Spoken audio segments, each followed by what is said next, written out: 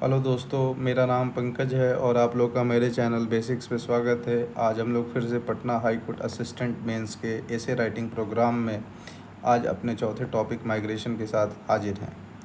पहले हमने 3 टॉपिक को 3 लेक्चर में कवर कर दिया है, वो आप लोग जाके देखेंगे, प्लेलिस्ट बना दिया है।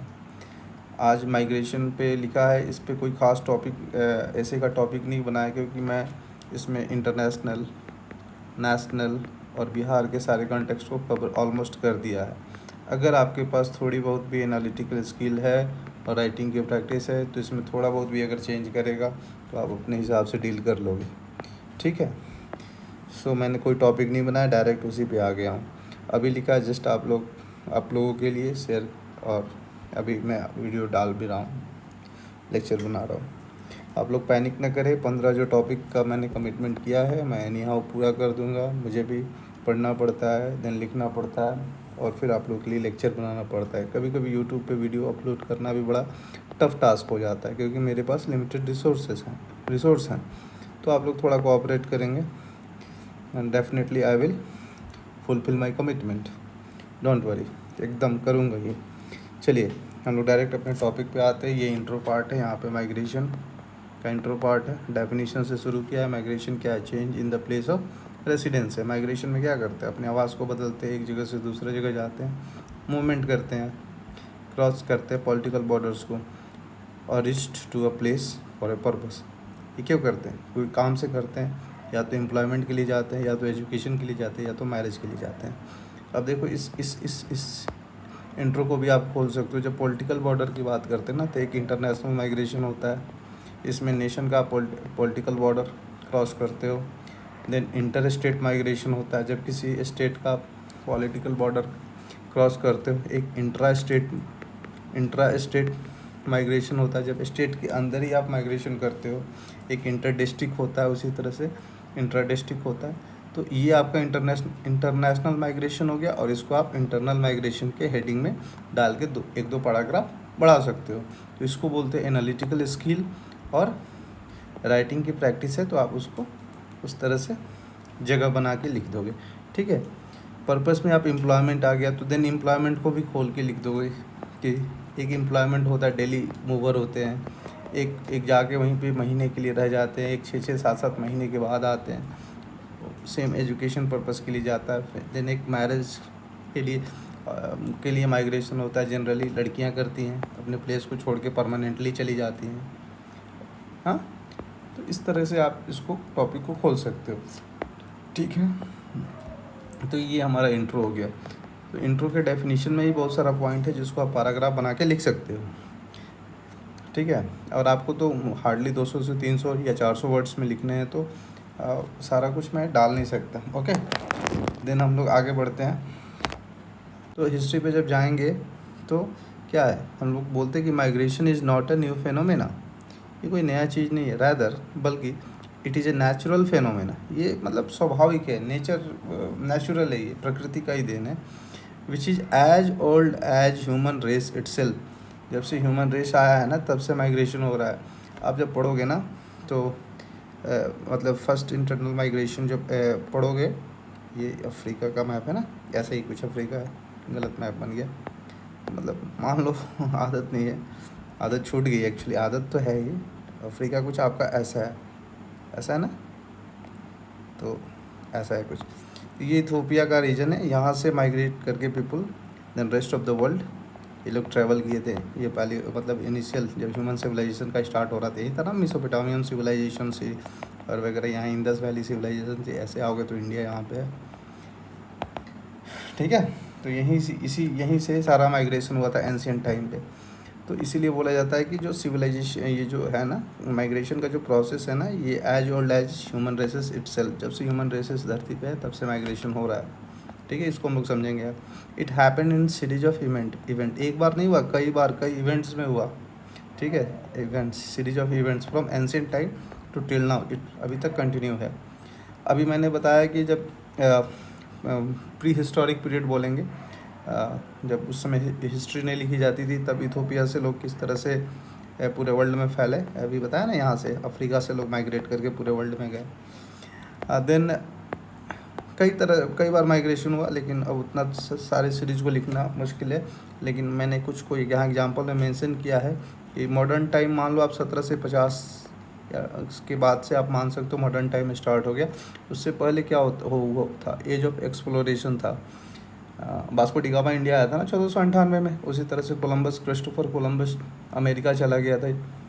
इसी तरह से बहुत सारे कंट्रीज़ का खोज हुआ था। पुर्तगीज़ जो थे वो ब्राज़ील को खोज किए थे। तो एज ऑफ एक्सप्लोरेशन था, तो लोगों ने नई नई कंट्री खोजा और वहाँ पे गए, तो वहाँ पे माइग्रेशन हुआ ना। उसी तरह से अमेरिका में भी माइग्रेशन हुआ, यूएस के अमेरिका में, फिर यूके के और अदर मतलब वेस्टर्न यूरोपियन कंट्रीज़ के लोग गए और जाके वहाँ बसे और रेड इंडियंस को ढकेलते गए पीछे। और देन वहाँ का कॉस्मोपॉलिटन सोसाइटी जो आज का है वो इमर्ज हो गया है। ठीक है, तो एज ऑफ एक्सप्लोरेशन के दौरान अमेरिका में हुआ। ठीक है, और भी जगह हुआ, अमेरिका का एग्जांपल दिया है, सबका तो आप मेंशन कर नहीं सकते। मॉडर्न टाइम में आओ तो 1750 के बाद क्या हुआ कि जैसे ही एज ऑफ एक्सप्लोरेशन ख़त्म हुआ तो कॉलोनाइजेशन का पीरियड स्टार्ट हुआ, क्योंकि इंडस्ट्रियल रेवोल्यूशन हो चुका था ना। इंडस्ट्रियल रेवोल्यूशन हो जाने के कारण मास लेवल पे प्रोडक्शन हो रहा था, तो उनको खपत के लिए और भी कंट्री चाहिए थी, लोग चाहिए थे, तो उसके लिए लोगों को कॉलोनाइज करना पड़ेगा। तो कॉलोनाइजेशन हुआ, तो कॉलोनाइजेशन के दौरान लोग शासन करने के लिए आए, ब्रिटिशर्स आए, पुर्तगीज आए, जिसका जहाँ कॉलोनी था वहाँ लोग आए।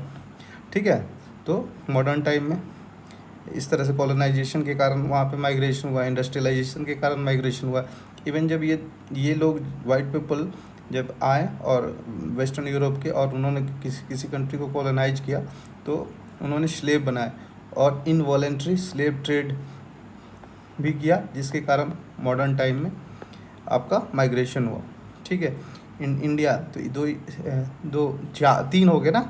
एक हम लोग एंशियंट टाइम में बात कर लिए, इथोपिया से जो हुआ, दूसरा हम लोग बिफोर मॉडर्न टाइम बात कर लिए, इन मॉडर्न टाइम बात कर लिए कि कैसे हुआ इंडिया में। फिर 1947 में फोर्स्ड माइग्रेशन हुआ। फोर्स्ड माइग्रेशन तो ये भी है, इंक्लूडिंग वॉलेंट्री स्लेव ट्रेड भी फोर्स्ड माइग्रेशन ही था।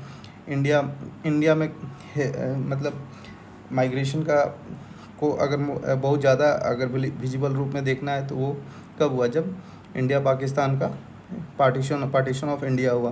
तो migration from India to Pakistan हुआ, एंड वाइस वर्सा, मतलब इंडिया से लोग पाकिस्तान गए और पाकिस्तान से लोग इंडिया है, depending on their religious belief. मान लीजिए जो हिंदू हैं सिख हैं वो इंडिया है पाकिस्तान से, जो मुसलमान थे वो पाकिस्तान के, due to the partition of India. तो ये जो था ना, ये फोर्स्ड माइग्रेशन था। तो ये सब सीरीज में हो रहा है ना, माइग्रेशन तो हो ही रहा है। देन अभी हाल फिलहाल में देखो तो रिफ्यूजी क्राइसिस है, अभी पूरा यूरोप झेल रहा है। कैसे झेल रहा है, सीरिया में यूएसए ने वॉर कर दिया, सीरिया क्राइसिस हो गया। उससे पहले इराक में हुआ था, देन अफ़गानिस्तान में वर्ल्ड ट्रेड सेंटर ओसामा को पकड़ने के लिए जब आया था ना यूएसए, उस समय से अभी हाल फिलहाल तक अफ़गानिस्तान में रहा। अभी यूएसए वहाँ से भी चला गया, तो वहाँ पे क्राइसिस हुई तो लोग वहाँ से भागे अपना जान बचा के, क्योंकि वार टॉर्न एरिया था ना वो। और कहाँ भागे, तो वेस्टर्न यूरोप में भागे, वेस्टर्न बोल रही हूँ, ईस्टर्न यूरोप में भागे या पूरे यूरोप में ही भागे। तो ये भी रिफ्यूजी क्राइसिस के चलते जब लोग भागे तो माइग्रेशन हुआ। तो ये भी एक सीरीज ऑफ माइग्रेशन है। तो इसको आप लोग पैराग्राफ में बना के या एग्जाम्पल में बना के लिख सकते हो। देन उसके बाद पेस ऑफ माइग्रेशन कैसे एक्सेलरेटेड हुआ, due to the industrialisation and urbanisation. अभी आप वर्ल्ड का मैप देखोगे तो इंडिया से मोस्टली लोग गल्फ़ कंट्रीज जाते, क्यों जाते, क्योंकि इंडस्ट्रियलाइजेशन है। किस चीज़ का, ऑयल का ही है, लेकिन इंडस्ट्रियलाइजेशन है, वहाँ जॉब है, एम्प्लॉयमेंट है, अर्बनाइजेशन है, शहर को बनाने के लिए लोग चाहिए। तो इसीलिए बोला जाता है कि ठीक है, ये आप हिस्ट्री बात कर लिए, देन अब प्रेजेंट में बात करेंगे तो बोलेंगे कि pace of migration is accelerated due to the industrialisation and urbanisation. क्यों, क्योंकि ये सब क्या है, ग्रोथ इंजन्स है। ठीक है, उसके बाद डायरेक्ट हम लोग आ जाएंगे ग्रोथ इंजन से। उसके बाद कॉजेज ऑफ माइग्रेशन पे आ जाएंगे। तो माइग्रेशन के दो ही कॉज हैं, एक पुश फैक्टर होता है, एक पुल फैक्टर होता है। पुश फैक्टर अपनी तरफ अट्रैक्ट करता है, मान लीजिए नहीं, पुश फैक्टर ठेलता है और पुल फैक्टर जो है ना अपनी तरफ अट्रैक्ट करता है। मान लीजिए कहीं वॉर है, जैसे सीरिया, इराक और अफ़गानिस्तान की बात की हमने, तो वहाँ वॉर है, तो वहाँ तो लोग रुकेंगे नहीं, तो ये पुश फैक्टर है, फोर्स्ड माइग्रेशन है, वहाँ से लोग भागेंगे बेटर लाइफ के लिए। ठीक है, अगर कहीं नेचुरल कैलामिटीज़ है, कहीं बाढ़ आ रहा है, फ्लड आ रहा है, बार बार अर्थक्वेक आ रहा है, वोल्केनो आ रहा है, तो वहाँ से भी लोग भागेंगे, तो ये पुश फैक्टर है। क्लाइमेट क्लाइमेट चेंज के चलते मान लीजिए एग्रीकल्चर पॉसिबल नहीं है, खाने को लाले पड़े हुए थार डेजर्ट, तो लोग वहाँ से दूर कहीं जाएंगे। देखे होंगे कि जहाँ भी क्लाइमेट अच्छा नहीं है वहाँ पे बड़ा ही स्पार्स पॉपुलेशन, बहुत कम पॉपुलेशन रहता है, डेंस पॉपुलेशन नहीं रहता है। गंगा का प्लेन आप देखेंगे ना, गंगा रिवर, यहाँ पे बड़ा ही भीड़ है, यहाँ कंजेस्टेड है, डेंसली पॉपुलेटेड एरिया है। क्यों? क्योंकि यहाँ का क्लाइमेट बहुत अच्छा है। वहाँ यहाँ पे वाटर जो है अबंडेंस मात्रा में है, जिसके कारण से एग्रीकल्चर पॉसिबल है। उसके बाद नेविगेशन भी हो जाता है। इसीलिए आप देखेंगे कि मेजर जो टाउन थे एंशियंट से लेके गंगा प्लेन के लिए बड़ा ही वॉर होता था, और मगध एम्पायर के फ्लोरिश करने का सबसे बड़ा कारण था। उधर नहीं जाएंगे हम लोग। फिर रिलीजियस फैक्टर होता है। उस फैक्टर में मान लीजिए वहाँ पे रिलीजन, मान लीजिए कोई एक रिलीजन है दूसरे रिलीजन के खिलाफ है या इंटॉलरेंट है उसको लेके, तो वो लोग फिर वहाँ से जाते हैं। जैसे म्यांमार में रोहिंग्याज हैं, रोहिंग्याज जो हैं वो बौद्ध के, म्यांमारी जो बौद्ध हैं उनकी डर से वहाँ से भाग रहे हैं, प्लान कर रहे हैं। तो ये भी एक पुश फैक्टर है।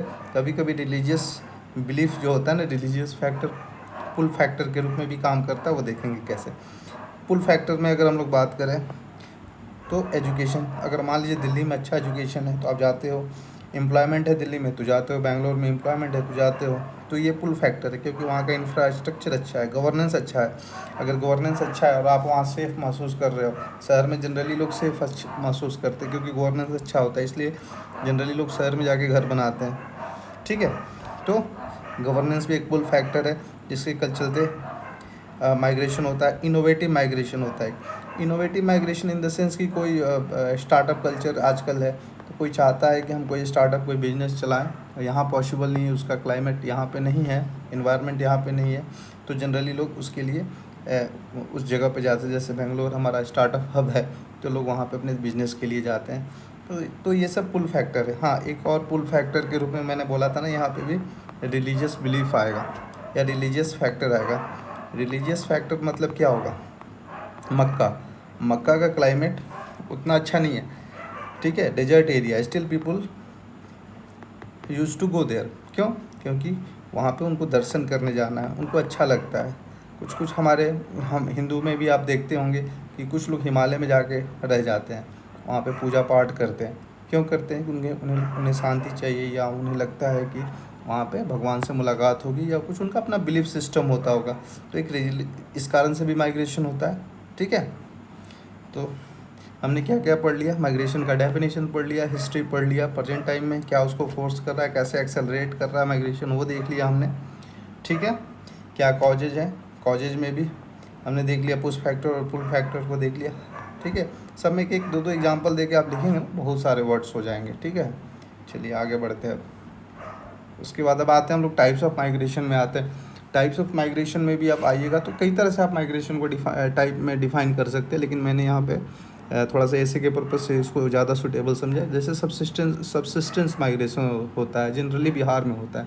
क्यों होता है? सर्वाइवल माइग्रेशन होता है। जो भी लेबर हैं बाहर के स्टेट में जाते हैं कमाने के लिए, क्यों? सर्वाइवल के लिए कमाते हैं। बहुत ज़्यादा सरप्लस वो बचा नहीं पाते हैं, उन बस जीते हैं। ठेला चलाने वाले, रेडी लगाने वाले लोग जो बॉम्बे वगैरह में हैं, दिल्ली में हैं, वो उनका जो माइग्रेशन है उसको सबसिस्टेंस माइग्रेशन कहते हैं। बेसिकली क्या होता है? सर्वाइवल के लिए। एक होता है कंजर्वेटिव माइग्रेशन, मतलब कोई यहाँ पे है, मान लीजिए बिहार में है, 10 रुपया कमा रहा है, तो उसको लग रहा है कि यहाँ रहेंगे तो ये 10 रुपया भी गवा देंगे, तो इस 10 रुपया को बचाने के लिए वो बाहर चला जाता है। तो कम से कम वो ये बचा लेता है और वहाँ पे कुछ कमा के 1-2 रुपया भेज भी देता है। तो इसको हम लोग कंजर्वेटिव माइग्रेशन बोलते हैं, कि to maintain its level of economic status, to maintain the level of economic status. ठीक है, बेटरमेंट माइग्रेशन होता है। बेटरमेंट माइग्रेशन में बेसिकली जो कॉन्सेप्ट है, for better standard of living. अभी 10 रुपये कमा रहा है, वहाँ जाके 10 रुपये और कमा लेगा, तो ये 20 रुपये हो गया। तो आपको लैंग्वेज में कैसे लिखना है? For better standard of living के लिए बेटरमेंट माइग्रेशन होता है। देन एक इनोवेटिव माइग्रेशन, वही सेम कॉन्सेप्ट जो पहले बताया मैंने। I think it is something do with entrepreneurship. ठीक है, अगर इसको हम लोग को वर्ड्स में लिखना होगा तो it is something do with entrepreneurship और वेंचर कैपिटलिज्म। ठीक है, थोड़ा सा इस तरह का वर्ड आप लिख सकते हो। एंटरप्रेन्योरशिप से रिलेटेड है और वेंचर कैपिटलिज्म बोलते हैं ना इसको, कैपिटलिज्म मतलब आप उद्यम करना चाहते हो, कमाना चाहते हो, लेकिन यहाँ पे इन्वायरमेंट नहीं है तो कहीं और जाके आप कमाना चाहते हो, ठीक है। वैसे कुछ और माइग्रेशन के क्राइटेरिया होते हैं, short distance migration, long distance migration, criteria नहीं बोलते, या मतलब डिवाइड किया गया है डिस्टेंस ट्रैवल पे। इंटरस्टेट माइग्रेशन भी होता है, इंटरनेशनल माइग्रेशन, इंटरकॉन्टिनेंटल माइग्रेशन आपको बता ही चुका हूँ मैं, जब एक कॉन्टिनेंट से दूसरे कॉन्टिनेंट में जाओगे। On the basis of duration भी आप कर सकते हो, short term migration, temporary migration, long term migration, permanent migration. मतलब कुल मिला के आपकी एनालिटिकल स्किल कैसी है, इस पे डिपेंड करेगा कि आप कितना अच्छा लिखोगे। देन नाउअडेज एक टाइप का और स्पेशल कैटेगरी है माइग्रेशन के, मूवर्स होते हैं।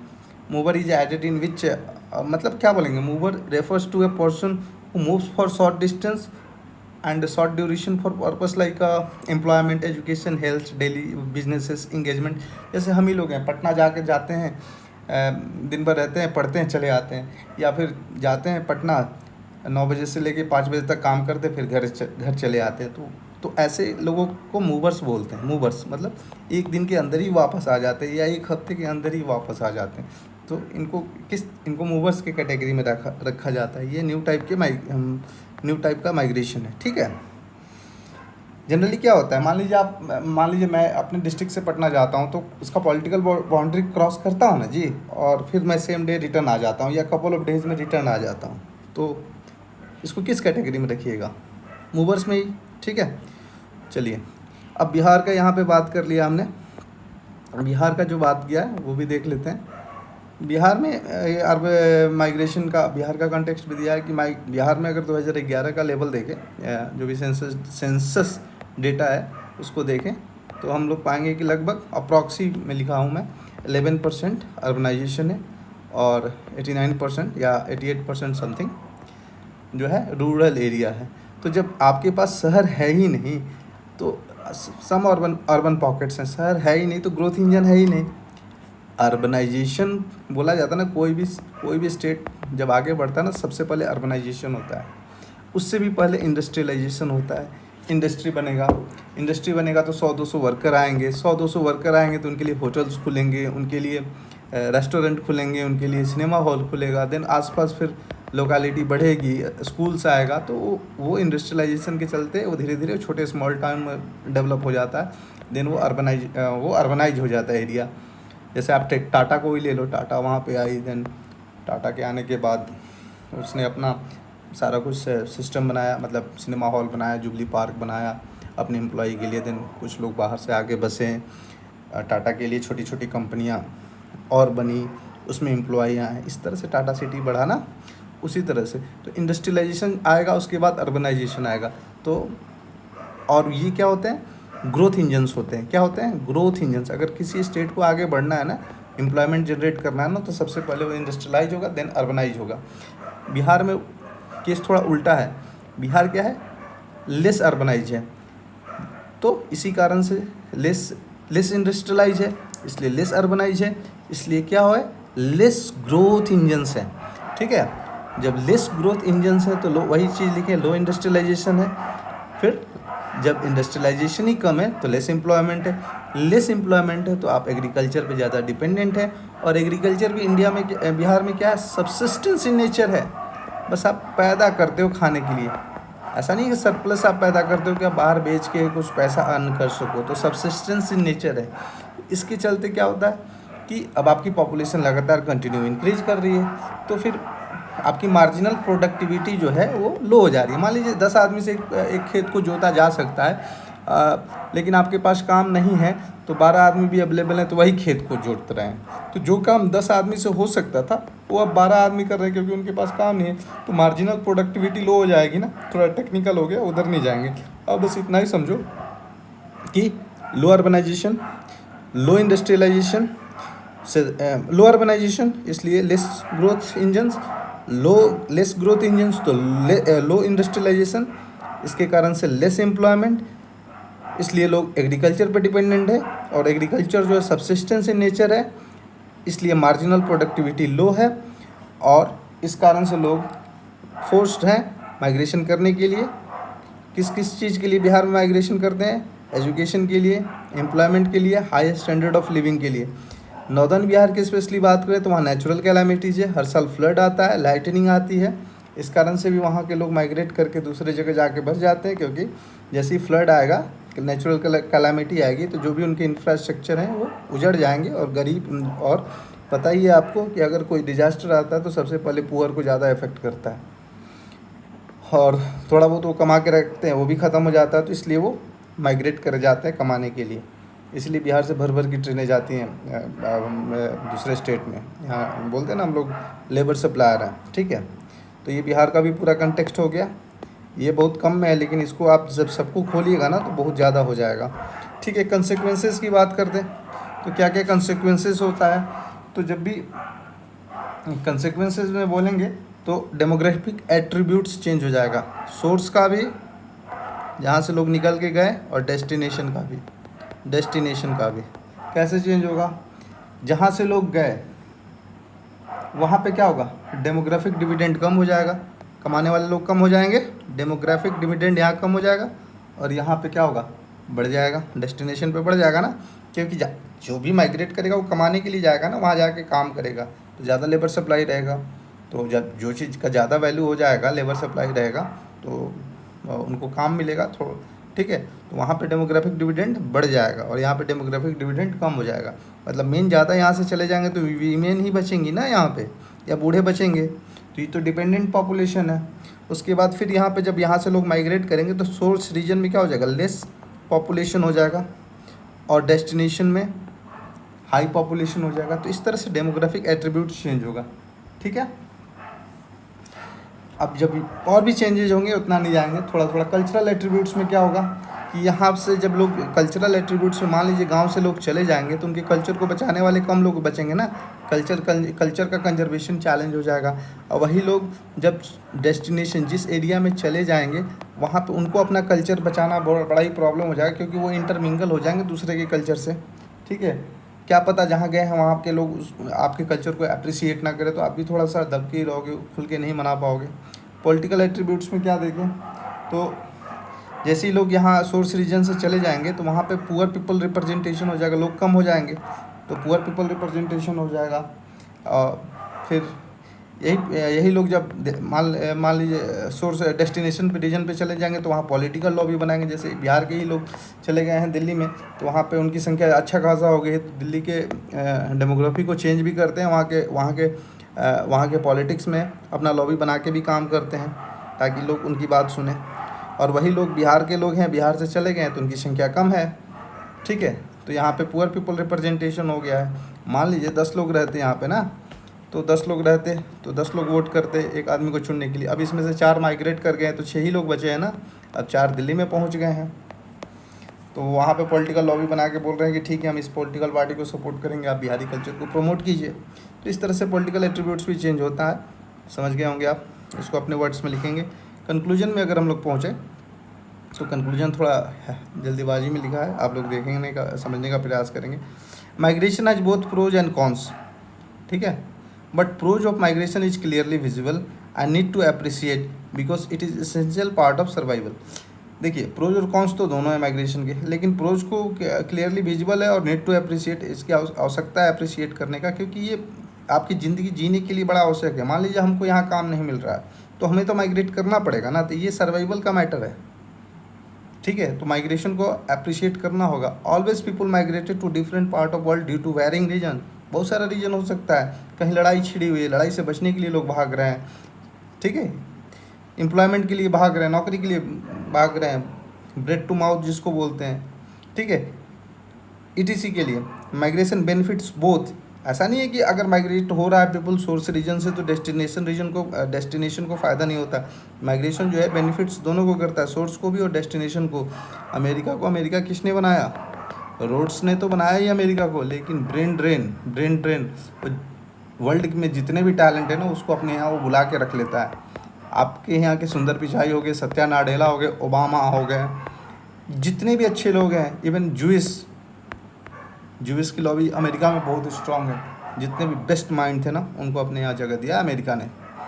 तो डेस्टिनेशन, और उन्होंने अमेरिका को बनाया है, तो बोलते हैं ना डेस्टिनेशन रीजन को भी फ़ायदा होता है। सो इसलिए need to focus on better management of cons of migration, जो भी बुरा परिणाम है माइग्रेशन का उसका बेटर मैनेजमेंट करना होगा। ठीक है, इसके लिए आपको पॉलिटिकल विल की आवश्यकता होगी। For this you need a political will power and awareness among the migrant is quite required. और साथ में माइग्रेंट में अवेयरनेस भी चाहिए कि हम वहाँ जा रहे हैं तो बड़ा ही सेंसिबल हम सिटीजन बन के रहें और जो भी नेचर के रिसोर्सेज है उसका सही यूज करें और साथ में वहाँ का जो लोकल पॉपुलेशन है उससे लड़े नहीं। तो ठीक है, इतना है माइग्रेशन पे। बड़ा टॉपिक था, बहुत कुछ बोला है और कंटिन्यू बोला है, पता नहीं आप लोग कितना समझे हो, तो आप लोग देख लो। हमने इस तरह से डेफिनेशन और इंट्रो को डील किया, देन हिस्ट्री बताया और उसके बाद सीरीज ऑफ इवेंट्स बताया किस तरह से माइग्रेशन हुआ। और फोर्स माइग्रेशन को अलग से उसको आप पैरा बना के लिख सकते हो या उसी में डाल सकते हो कि ये चीज़ फोर्स माइग्रेशन है। ठीक है, और माइग्रेशन को पेस ऑफ माइग्रेशन कैसे मतलब एक्सेलरेट हुआ ड्यू टू द इंडस्ट्रियलाइजेशन और अर्बनाइजेशन।